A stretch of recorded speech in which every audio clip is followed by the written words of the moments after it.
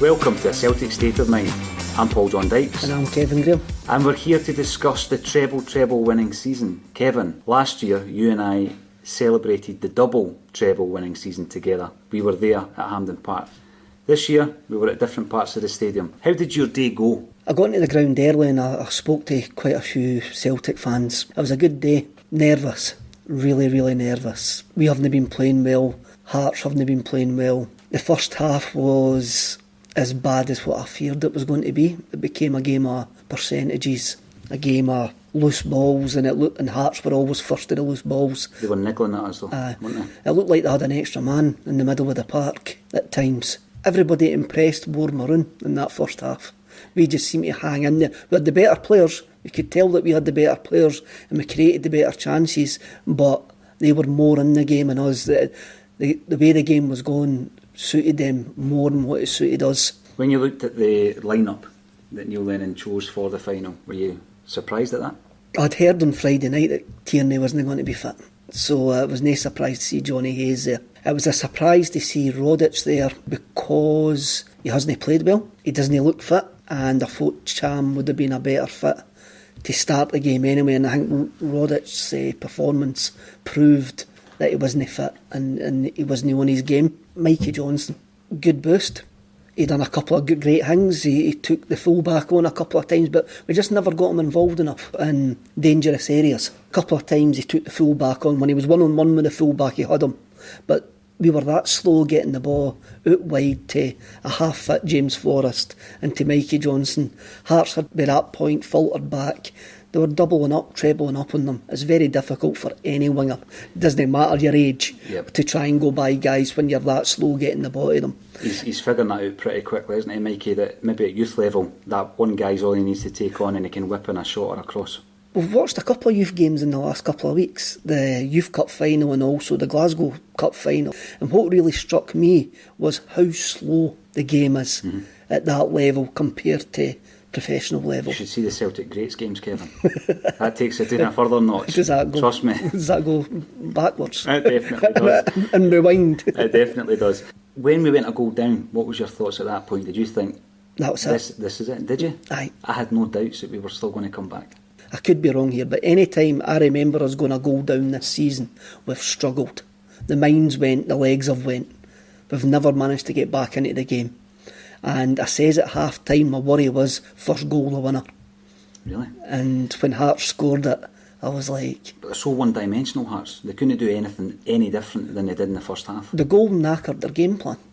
They wanted to sit there at 75 minutes, bring on big Pucci or whatever his name is, and then bombard us. They were firing long balls in amongst the area that Lustig was in. They obviously seen him as a weak link. Well, I'm not a tactical football genius, but the Hearts fans at my work were talking to me and I'm going, target Lustig. And Mulroney's got the pace as well. So, Scott Brown, how pivotal was he in the second half performance? Brilliant.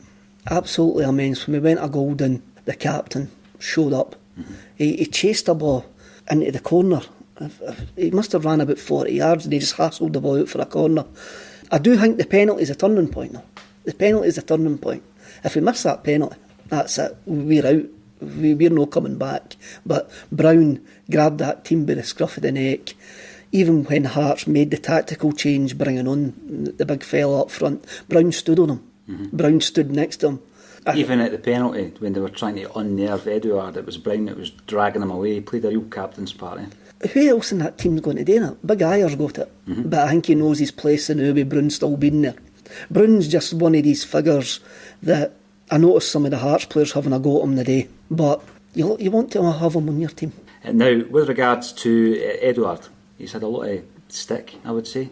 People forget he's 15 months older than Mikey Johnson. 15 months ago, he was scoring the winner at Ibrox, Eduard. It's frightening. When you think about that, the penalty, the stress, he had absolutely no nerves, they said, taking that penalty. And then, when Lustig's header went through to him, he chose the most difficult option. He could have taken the keeper on, he could have hit it low. He's chosen the option that he's been trained to do, that his talent can do. I wrote on the site that went in slow motion. As he burst through in that goal, it went in slow motion for me, but I was in the north stand, so I was level with it. And there's a wee moment he stops just before he strikes the ball. He knows what he's doing. He knows that he's no shutting his eyes and putting his laces through it, which many a striker would have done. You look at the Hearts goal, that boy just shut his eyes and fired it and hoped for the best. Edouard knew what he was going to do. And that wee slight pause, I went, he's gone. I had no doubt. And you look at the finish, top corner. He places it into the top corner. It's magnificent. For 8 minutes to go, you look at the number of late goals that he's actually scored.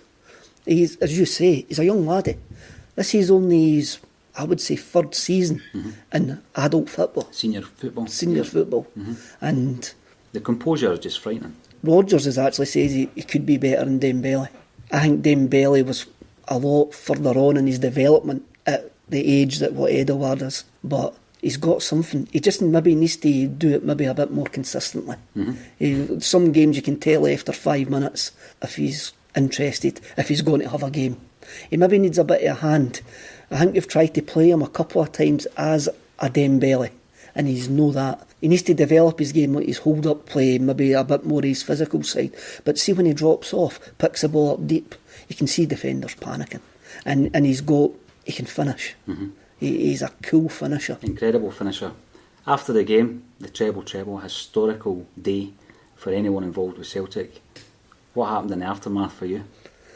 Well, celebrations. There was celebrations on the bus. I was talking to guys. I met a couple of guys from Bannockburn that I knew, and we were on the bus, and there was champagne on the bus and stuff like that. Folk missing, and it was good. And there was a wee bit of reminiscing. We did that last year, didn't we? Aye, we might never do this again. It might Pointing never out get that this. The season tickets were in 1994 at Hampden. And there was a talk that this team seems like an end of a cycle. Then obviously you then get you're still sitting in the bus when you get the news that Lennon's been offered the job. Well, I drove to the game, so I never found out until I got home that Lennon had been offered the job. That's my next question. Is that the right decision? When the news came through, I must admit it confused me, because I was quite happy to say goodbye to Lenny when he went up and picked up that Scottish Cup. That was it. This was goodbye. Thanks, mate. You're going to have a great chapter in your autobiography, the mess that you came in. I don't think he's going to get the credit ever that he's going to deserve what he actually done with that squad. That squad has been confused. They've been bruised for Rodgers leaving. And you can tell that in the performances. And he was there just to get them over that line. We all know that he's never changed anything, that he's kept it going. He's struck me as a frustrated figure at times. Even on Saturday you could see him any time Iron Simonovic took more than 3 touches at the back. He was tearing what's left of his hair. You can tell that he's been frustrated. You can tell that he's had doubt in himself. So I was a bit confused, maybe a bit deflated. What's the alternative? This is a big question. What is the alternative? Some of the names that have been mentioned. Were they ever? Possibilities. Aye. Well, some people have criticised Celtic for not having a recruitment drive for a new manager, but obviously that has happened in the background. There's obviously been a recruitment process. There's got to have been a recruitment process. Who could have came in? I mean, you're following Brendan Rodgers. Rodgers, if he would have left in the summer doing the Treble Treble, there would have been calls for a statue outside the stadium. You know? So you need somebody that knows the pressure that they're going to be under next season, and it's got the big enough ego, hind, arrogance to take it on. The way I look at it is Rodgers implemented various systems that cost a lot of money behind the scenes. If you brought in another manager of that ilk, they would want to perhaps change that, and that would cost a lot of money. Whereas if we keep Lennon, we've got the benefit of what Rodgers has implemented. Do we need to appoint a Benitez and chuck loads of money at winning 9 in a row? Seriously. It's only if Lennon decides to use it and keep it. So the implementation of that system or number of systems by Rodgers, surely Lennon has already agreed that will remain. It needs to, because it's cost so much money. You would like to think so, because anybody that you speak to in Lennoxtown says categorically that he hasn't changed anything. Kennedy and Duff are still taking the training. He hasn't changed a thing.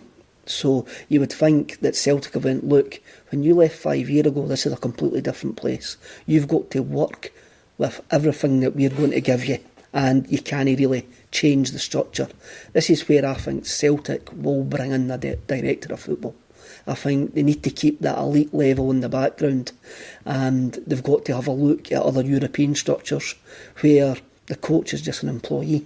In Britain, there's an awful lot of friction against somebody else buying players for the coach to coach. You listen to interviews with Roy Hodgson. He says the best time that he ever had was in Inter Milan, when he says I had nothing to do with transfers. He says I just got given players. Contracts, transfers, etc. Who are we looking at for a director of football then? Is that some of the names that have been mentioned? Is that your Davy Moyes? Is that your Gordon Strachan? Would Moyes and Strachan be a good fit as a director of football? You've got Kennedy there, who's been there for years now. He's been schooled, isn't he? He has been schooled by Rodgers as well. You look at all round Europe, I think Van der Sar, Overmars are at Ajax, Man United are looking for a director of football.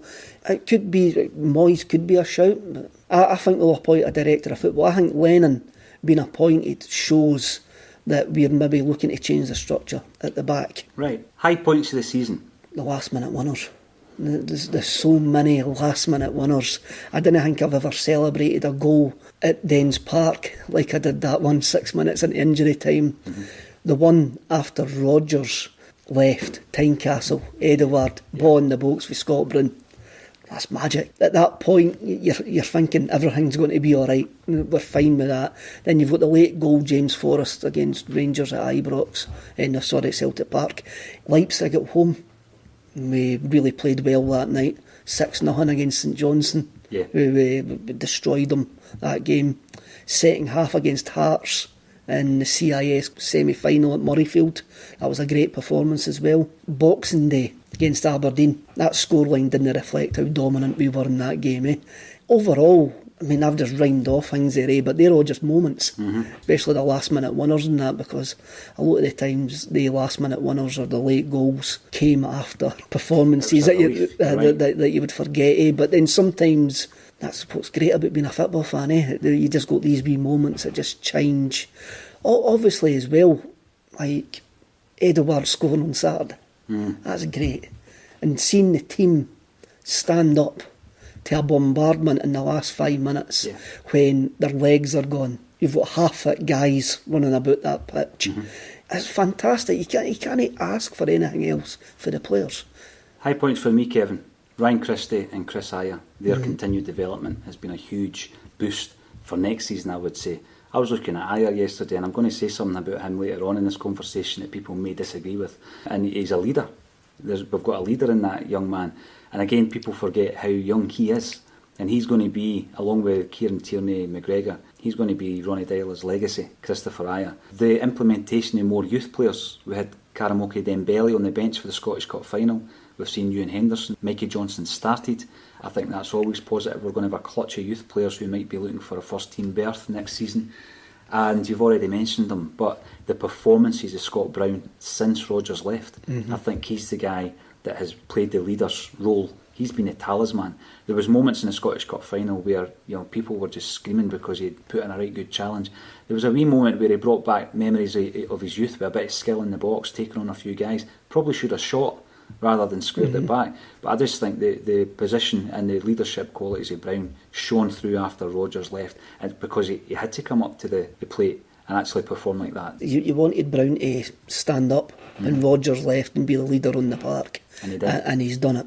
He's done it. He's proved for me that he's got management material in him. This is a guy who people were talking about leaving at the end of the year before he signed that contract, and there was a lot of people thinking his legs had gone again, and he's proved them wrong again. So brilliant, Scott Brown. You've got to remember he was injured at the start of this year. I mean, he struggled, and then he eventually, Hibs game at Celtic Park, he broke down, and strangely enough, we probably played our best football of the season when McGregor, Rodic and Christie started running the midfield, but without Brown, I dread to think where we would be. To that team. Low points, there's obvious ones, of course. I think Rodgers leaving, that was a complete scunner. And I've got over him now. I'm over it now, but at that point there were so many things went through my head that this could have been a moment where everything collapses. And maybe our rivals... Somebody Dave King. Cheers. House of Cards. But it could have been. I mean, football changes and stuff like this, and on decisions like that, nothing that you can control. Everything went through. When he left that Tuesday, I'm going, this could be the Mo Johnson moment. And I ken folks slag me for saying it, but that squad could have collapsed. It could have done. The club could have collapsed. So the credit to the playing staff and to Neil Lennon. Lennon, the coaching staff and the playing staff. Even people like Stevie Woods, I've mentioned him a few times. He could have been away down there for an increase in wages, and he stuck by the team. And one of the star performers this season, although I'll come back to him, is Scott Bain. So, all credit to these people. What other low points would you highlight? Going out to Athens, a poor Athens side. But then the backdrop to that, when you look back, I mean, you've got Boyata going on strike. Just after that, you've got Dembele leaving. But that whole period, when Rodgers came out and said he was the unhappiness before that game against Athens, when you look back on it, we should have bet that Athens side. Definitely. And we probably should have gave Valencia a bit more of a game as well when you look back on it. But going out to a poor Athens side, to the backdrop, at that point you're going, this is not quite right here. What I would add to that is the absence of Lee Griffiths. I think that's been a low point of the season. Definitely. Everybody. I was pleased that we sung his name on Saturday, and he was quite sheepish about taking the acclaim. He was, he did seem to be a wee bit out of it. So did Kieran Tierney, which was quite sad at the end of the game. But then maybe these guys, professionals, they're gone. It's the boys who... Let them enjoy it. It's the boys who played. Let them take the credit. And we've lost 3 great names. Yes. Billy, Stevie Chalmers, and most recently Harry Hood. It's been tough. It has. I mean, he must be one of the greatest, if not the greatest, uncapped Celtic players. I know somebody sent me a message that yesterday that he never got a Scotland cap. For someone who scored 100 goals for Celtic alone, he's in that, the highest echelons of Celtic. And one of the greatest songs ever. I'm not going to sing it. It was a big loss losing Billy and Stevie so close to each other, especially Billy. He was a player, manager, ambassador, and that was a big loss for me personally. So the night of Billy's funeral, me and you were at a function, and we spoke to some of the fans regarding their memories of Billy. Right, Danny? Yes. What does Billy McNeil mean to Celtic? He epitomises the heart and soul of the club. He was the pinnacle of the club, the best success, and he led the club to that success under the leadership of the best manager in the UK, probably this century or that century. What does Billy McNeil mean to you? I'm 50 this year, so I never saw him as a player, but I saw him as a manager, and he was a victorious man that led the club to the championship in the centenary year. So for me, he led me as a teenager to see Celtic being the best team they could ever be, the best management they could ever have at the time. What's your favourite Billy McNeil moment? Hands aloft with the cup. Roddy, Oban number 1 CSC. What does Billy McNeil mean to Celtic?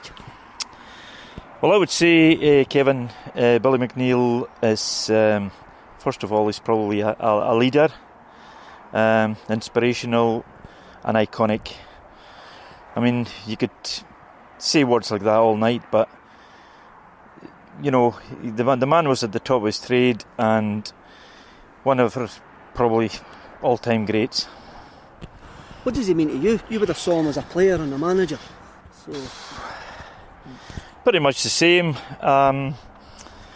Billy McNeil was always the first person out the tunnel, and I remember very vividly seeing him play at Celtic Park in the old jungle, and it's incredible and it's unbelievable that he's left us.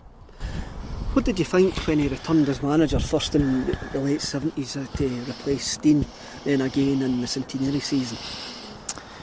I I had the good fortune to meet him in his first time as manager. He seemed... Sometimes things weren't going for him, and he was actually saying that the players were doing it in training, but unfortunately it wasn't coming together in the park. But good God, the second time when we won the league in the centenary season was one of my greatest seasons, I would say, and one of the club's best seasons. You've seen him as a player, you've seen him as a manager. What's his most iconic moment? No brainer. Standing in that stadium lifting that big trophy. It'll never ever leave you. Lawrence, what does Billy McNeil mean to Celtic? I think Billy McNeil is everything to Celtic. Supporter, player, manager. I think he just embodied everything about the spirit of Celtic and about every Celtic supporter's dreams and hopes. He carried them. What does it mean to you personally? I think Billy McNeil was a god. You know, growing up, he was the manager, and then obviously as you got older, you learn about Lisbon and what he was like as a player. My dad told me about the hard time in the 50s and how Billy came through there as a young player, going for, you know, an unsuccessful team to being captain of arguably the best team ever in the world to win a clean sweep of every trophy, including Quizball. you know, so you couldn't even beat him at that. So, he says you saw him as a manager. What age were you in the centenary season when you saw him coming back? I was 14 in the centenary season, so I remember him first time round as manager, you know, when I first started going to games. But obviously, I remember him coming back. And you know, and obviously Rangers had invested, and you're like, what's going to happen? We lost a lot of important players, good strikers, it went. You're thinking, you know, where are the goals coming for? What's going to happen? Who's going to... Because, you know, it was important. You know, it was our centenary. You know, we had already done it in their centenary year. We need to do it in our centenary year as well. Mm-hmm. And I think, you know, Billy was a man who was able to pull that team together and just get extraordinary performances out of them. You know, just playing for 95 minutes, you know, just pushing them on, and he's just such a leader, you know. What's his most iconic moment? I think you just can't beat Lisbon, can you? Holding that trophy aloft. It's just, I think it's etched. I don't think just in every Celtic fan's heart. You know, the change in the style of football worldwide, that kind of sums up the change in European football from, you know, Catenaccio being defensive, hitting attack, tie the back, to overlapping full-backs, attack, you know. That kind of sums it up. The amount of neutral fans that were won over by that game, you know, going, this is the way to go. The amount of football people that were changed going, actually, we're playing football wrong. We need to play it like Celtic. So I think, you know, that encapsulates everything about that moment. David Potter, Celtic historian and author. Thank you.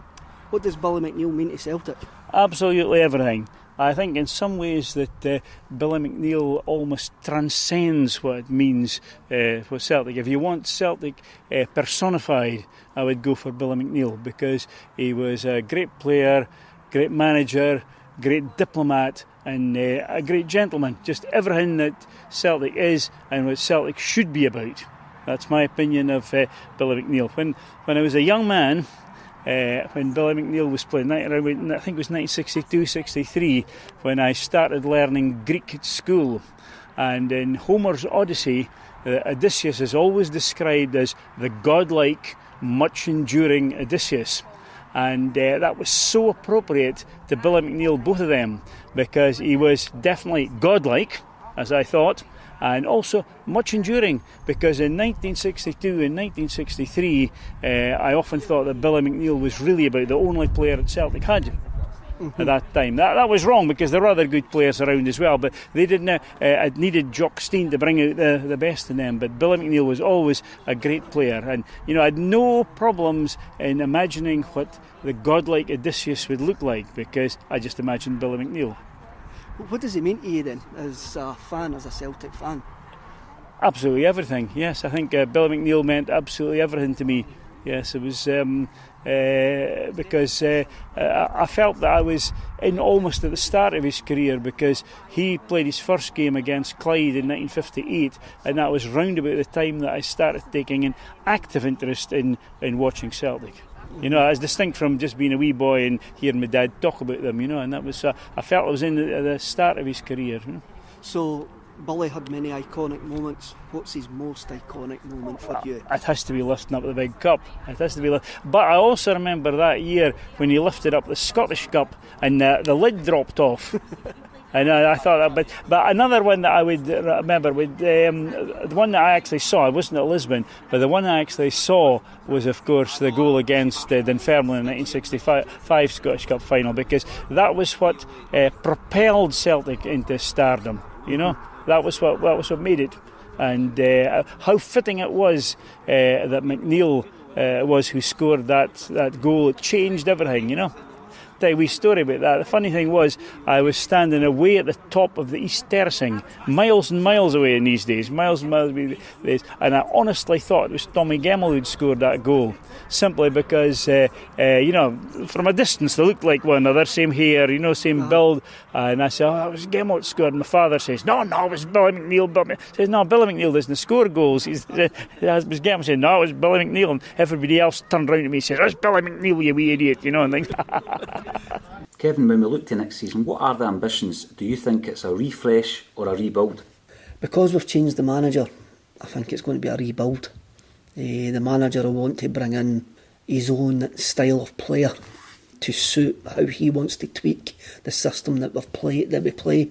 I don't think there'll be too much tweaking. I think we'll see the ball getting moved quicker from the back. I think we'll maybe see more direct wingers, a bit more pace getting added. But when you look at the players who are going to leave, Boyata's going to be a big loss.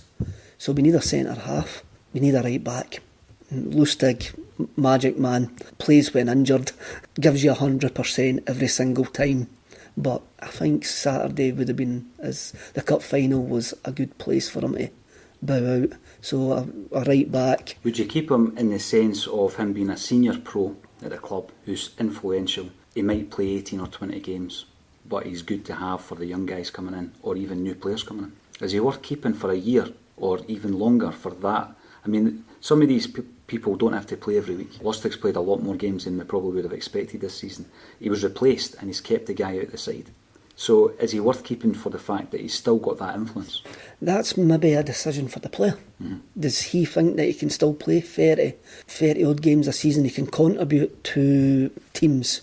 Does he want to be sitting as that bit part player at, what age is he, 31 will he be? Early 30s, yeah. So does he still think that his legs... He's still an international, isn't he? He is still an international, so he might not want to hang about being a bit part player. That decision would be down to Lustig. Yeah. He maybe have a wee look at Azagiri and go... This isn't me being over sentimental. I just think it's always key to have that backbone, you know. And I look at the senior pros in that team. You've got Brown, Lustig, Craig Gordon, probably Lee Griffiths, and they're almost your backbone. And any of the new guys coming in, these guys can tell them what Celtic and winning is all about. I think if you lose Lustig, you've still got the character in the dressing room, which is Scott Brown. You've still got Ayer, who then will maybe he's coming into develop into his own. Yeah. Tierney, you've got Callum McGregor, who is now an experienced player, and you've got James Forrest. So I think there's enough experience in the dressing room to handle Lustig if he decides to move on, or if we didn't offer him a contract. A couple of names have been mentioned already in this podcast, Kevin. You've mentioned Tommy Rogic and you've also mentioned Callum McGregor. There's been some speculation regarding them being a big money move away from the club. Do you think it will happen, and would we miss Rogic if he was to be the guy to go? Based on his performances this season, we wouldn't miss him. He was anonymous at the weekend. He's been anonymous for weeks. He's one of these guys who always seems to be struggling for fitness, but he's fantastic. What kind of fee are we talking about for Tom Rogic? The English market's absolutely distorted. Aye, and we use that. And we use it to our favour, I would be looking for more than a Stuart Armstrong for Rogic. 10 million plus. How many 10 million plus players do we have in that team? Kieran Tierney, with Forrest. Edward, definitely. Rogic, Forrest, McGregor. What about Ayer? Have we were to sell Chris Ayer? Not yet. I don't Potentially. think there is potential there. I think Ayer's going to grow. More international football he gets, the more European football he gets, the more games that he gets. He's still going to develop. I think he still sees himself as a young lad in that Celtic squad. I think he will potentially. He is a double figure million transfer. What about Cham? That's the other one. And again, if we were to sell him based on this season, would it be a huge loss? We wouldn't miss him. But you're looking at £10 million for him. Yeah, and there's always the rumour that Porto are coming back. So what we're saying is we've got half a dozen £10 million players. We've got 4 senior pros. Do we really need a rebuild or is it a refresh? I mean, I can see a dozen players leaving, end of contract. People who are on the periphery on decent wages. Don't even have to name them. Everybody knows who they are. Get rid of them and bring in 4 or 5. For me, it's a rebuild because we've got a new manager. You mentioned youth earlier on in the conversation. It could be part of Lenny's remit. Look, we've got all these guys, these development squad boys. We've got to start using them. It could be that he wants, as I say, it'll be a slight change of style. So he might want a more robust centre forward to replace Dembele, because we do need not a target man, but somebody who can get on the end of crosses, who is a plan B. And that, a lot of the problem this season has been we've never had a plan B. We've struggled to have a plan A at times with the amount of injuries, but we went weeks and weeks without a centre forward. So we need a plan B. We need to. Will Bio be that plan B? Who knows? He's disappeared into Kouassi territory.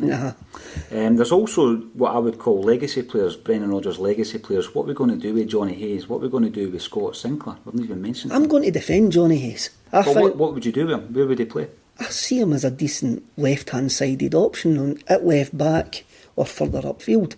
The reason that Lenny went to him is because he's dependable. Yeah.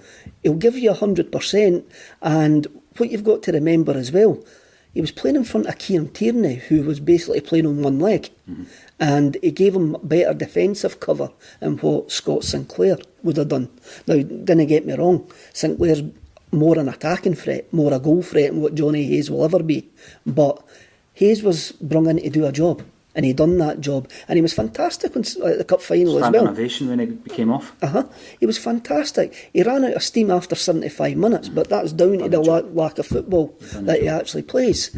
Sinclair again, great guy to have in the squad. Yes. Then will he be happy with that? Because he's been used to being, in his first season particularly, one of the main players who was one of the first names on the team sheet. How many times has Rodgers dropped him over the last 18 months as well? It's not just Lennon has dropped him. Yeah. He was in and out the team before Lennon took over. But we'll base him on his first season.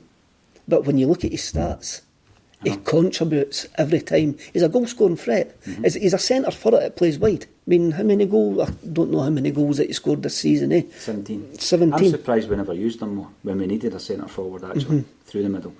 So Kevin, you'll notice my Steve McQueen jersey that I'm wearing today. Nobody realised it was actually a nod to the Magnificent Seven, so I'm going to need a new top. Too niche. It's too niche. I'm looking for a Hateful Eight jersey or t-shirt, right? Because I feel that the perception of Celtic continually dominating Scottish football, moving into next season, it's not Rangers that want to stop Celtic, it's everyone, SFA included. What's your thoughts? You can see the jealousy dripping out every pore of every club in Scotland. Seeping out of them. You see it time and time again when we beat teams. They always try to This say... isn't about triumphalism. It's not, Kevin. This is a belief that people will call a conspiracy, that it will be at all costs next season stop Celtic from winning 9 in a row. I think there will be, and the referees might get involved, the SFA. You've already heard the president of the SFA say on this podcast that Celtic winning everything is not good for business. It's boring. It's not boring for me. It's not boring for me. The other thing he said is that Scottish football needs a strong Rangers. Now, people call Celtic fans conspiracists, right? Because as soon as you call somebody that, their credibility is questionable. This isn't about a conspiracy. This is about a culture from the highest echelons of Scottish football. A presidential belief that it's boring when Celtic win a treble. Well, we've just won 3 in a row. And I noticed Scott Brown gave him a wee cuddle when he went up. Did you notice that? Now, this is a man who presided over the Alex McLeish debacle, right? And what can happen is a culture can be created from the very top of any organisation. So we don't believe that there's secret meetings with referees going in and we must stop Celtic. But there is pressure if they think we need a strong Rangers, we need Rangers to win a league. So when you look at the performance this season of some of the referees and some of the incredible decisions that have been made against Celtic or completely ignored. Is this going to ramp up a notch next season? Can it ramp up any further? Can the referees get worse than what they've been this season? I mean, there's been some horrendous decisions this season. And for me, it comes down to a lot of the culture of the referees. It's systemic. And it's the way that some of the referees get fast-tracked, get put up the system, and you've got other referees coming out and going, these guys shouldn't be refereeing at the level that they're actually at, because they're somebody's favourite, they know somebody that knows somebody, and it's a poor system for the referees there. Now, I remember reading somewhere that somebody says that the majority of the referees will come from a Rangers supporting background. If I was a referee, if I was a linesman, naturally you would favour the team that you grew up supporting. Naturally. Unless that was absolutely trained out you, it would happen. Psychologically, yes, it's been proven that you would pass a football to your friend before someone that you didn't like. It's an instinct. So it's one of these things that people can't dismiss that. If you've supported or been a season ticket holder at a club, you shouldn't be refereeing their games. Definitely. That's how it's in England. And from the SFA's point of view, the SFA and the SPFL are only interested in money. So it's in their interest to have a title race. It's in their interest to spin the narrative that stop the 9. So that's what they'll do. And they will do everything in their power to ramp up that narrative. Every press conference next season, when we're playing teams, the opposition manager will be asked, Celtic are going for 9, are you going to be the team to stop them? Are you going to be the team to trip them up? You can see that the way the press will do it just now. And this is where possibly Lennon will have their mark, to bring in a guy who doesn't know the culture of Scotland, the culture of the Scottish game, the culture of the Scottish media, into this highly pressurised season, which is going to be bedlam. When we go to Tynecastle, when we go to Ibrox, when we go to Pittodrie, when we go to any of our rivals, it's going to be absolute bedlam. I'm all for VAR. I'm all for bringing in help to try and stop this. But unfortunately, the humans still have to make the decision after viewing it. Now, next season, would you take a Champions League run over winning 9 in a row? Oh, 9 has become, it could be a milestone round our necks. I think everybody's focused so much. It doesn't even seem to be 9. The majority of the younger ones are focused on 10, which I think's wrong. I was quite happy to get 8 this season with the way things went. A Champions League run, football's going to change in the next couple of years, and what we have done with the 8, possibly 9, maybe 10, will never be done again, because I think the domestic leagues are going to eventually be broken up, and then we've got another decision to make what we want to do. The Champions League is great when you get in there, but you get in there hoping you didn't get a scalping, that is the level that we're at. We want to go in there and compete. We can't. We're looking for third place in a group and get a decent draw. When we look back on Rodgers' legacy, one of the biggest disappointments is performances in Europe. Do you think Neil Lennon will perform better with his previous experience in mind, or has the game moved forward so much since Lennon was involved previously at that level? Do you think it'll take a season or two for him to get his head round how the Champions League has improved? You hope these managers, you hear this saying all the time, dinosaur managers. These managers are no dinosaurs. They do move with the times. I'm sure Lennon has kept his ear in of what's happening in European football. But then what happens in European football is the same that's happened over the last 40 years. It's the same when me and you were sitting at a table with Danny McGrain talking about teams playing a low block. No, that's just sitting deep. Football tactics, haven't they changed in 50 years? Teams attack, teams defend. Teams defend in numbers, some of them didn't. Zonal marking, Billy McNeil used to do it. Aye. So this is a dinosaur. Football hasn't really changed. There's only been maybe a couple of Just been rebranded. It's been rebranded. Couple of trailblazers. The most current one's probably Guardiola. It's changed the face, but then he's a clone about Beasley at Leeds United. Football tactics haven't really changed. Lennon's teams in Europe were set up to be hard to beat. The night that we broke Guardiola's Barcelona, we killed that team off, was the night where, when you look at that team that we had out that night, all we did was force them to the byline to cross into the box for Kelvin Wilson and Effie Ambrose to header the ball away. You played it perfectly. Aye. This year's Champions League final has 2 Neil Lennon signings in the respective teams. Mm-hmm. Is he still the guy? Because again, I spoke about the European aspect of Brendan Rodgers' time at Celtic. I also think the recruitment overall was questionable. Neil Lennon knows a player. He does. He's also had many, many misses, like somebody that played in that Barcelona game, Miku, and you've got Lassad, then you've got, the guy's name will come to me, Brozek, and that's they also had a midfielder. That'll come to me. But he did have some misses, but that's a level that we're at. And Capo, that's a boy's name. Olivier Capo. Yep. He had a great 5 minutes against St Johnstone. But that's a level that we're at. Mm-hmm. Now, we're going to bring in guys who will fail. But we need to get the recruitment right. But that's difficult. That is really difficult. If you sign 6 players, on average, 2 of them will be a success. We need this season for 4 of them to be a success. Yes, we do, which is really difficult. And the only way that you would get that would be to sign experience. But even then, that might not work. And do you want to really rip up the model? We're maybe looking at guys who are maybe 19, 20, 21, 22, played 30 games. That's the level that we're at. So we're bringing in guys who we're hoping hit the ground running and fit into your system right away. It's difficult. It's not as easy as playing Football Manager.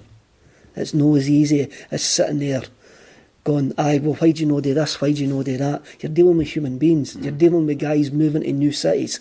You're dealing with guys meeting new teammates.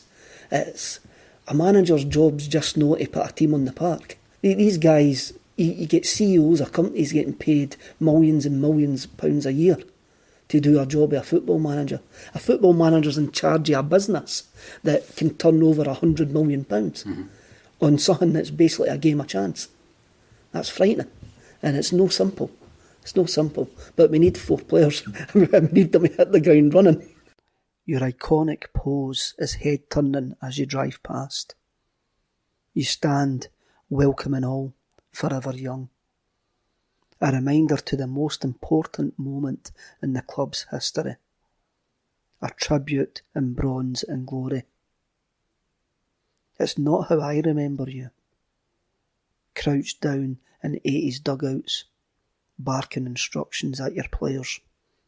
Running and dancing on the Hampden turf in your cup final suit, celebrating improbable wins. A link between the fairy tale and the changing present. Stories passed down weren't myth, as you were part of those. A towering presence of a king. A leader getting extra from your charges during our birthday year. An old school fighter facing a modern foe. We came to celebrate with you. In our thousands, we spilt onto the red ash and into seldom used terrace in the early summer sun. The only cross to bear was proudly on our kits. This is my Caesar. A Celtic State of Mind can be found at axom.net. We are sponsored by Fansbet, the betting company by fans for fans.